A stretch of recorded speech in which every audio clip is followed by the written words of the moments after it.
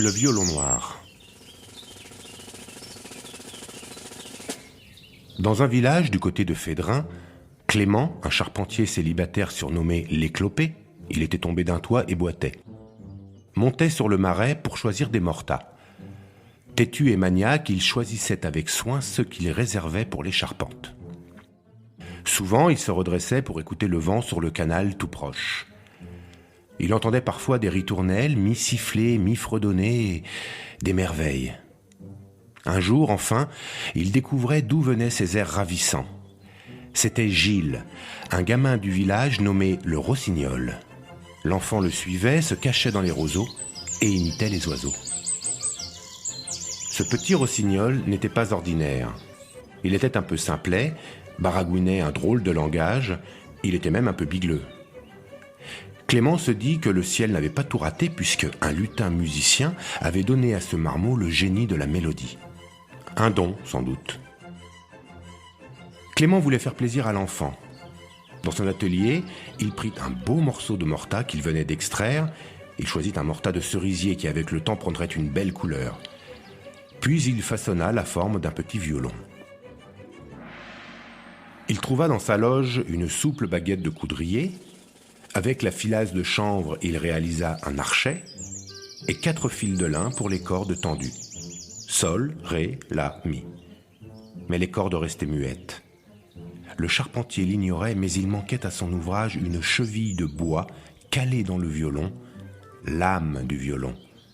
Sans son âme, un violon ne chante pas. De retour sur le marais, Clément guetta du coin de l'oreille l'habituel récital du gamin. Et très vite, toute la roselière mit genou à terre pour laisser passer l'harmonieuse aubade qui montait au-dessus du marais. Clément appela le galopin et lui mit dans les mains l'étonnant jouet. L'Éclopé était persuadé de lui offrir un jouet, comme on offrait des poupées qui ne pleuraient jamais et des chariots qui ne roulaient pas. Le Rossignol accepta le violon noir et remercia en sifflotant un petit air. Des mois durant, l'enfant et Clément se retrouvaient sur le marais. Le gosse tenait son jouet comme le font les petits cramponnant leurs nounours. Nichés dans les roseaux, ils sifflotaient des airs qui donnaient aux chalands des envies de valser sur le canal. Et puis, un beau jour, le charpentier trouva au village une belle promise. Le jour des noces, le village étonné découvrit le Rossignol, en tête du cortège, endimanché, qui allait à l'église. Le gamin donnait le pack à danser, faisait chanter son violon qui brillait comme un Stradivarius. Mais que s'était-il passé ?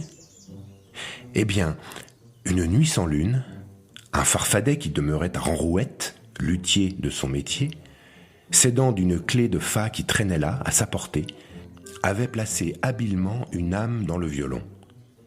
Il signa son passage en sculptant légèrement un château sur le dos rond du violon. Le violon noir résonnait maintenant sous les doigts du Rossignol. Le cortège marchait d'un bon pas, les invités chantaient les rengaines et les mariés rayonnaient de bonheur.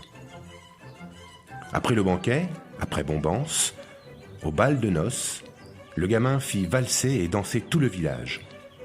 L'archer paraissait s'envoler, le violon rythmait, les rondes, les valses, les chansons à boire, le cidre coulait et coulait, les jupons virevoltaient et les têtes tournaient et tournaient. Quelle fête! Le soir, les invités comblés et repus rejoignirent leur chaumière. La nuit tombée, le Rossignol et son violon offrirent aux amoureux enlacés une romantique mélodie. Puis, une douce berceuse, gentiment, doucement, se posa sur la roselière. Le marais s'endormit heureux. Les podcasts du Perche.com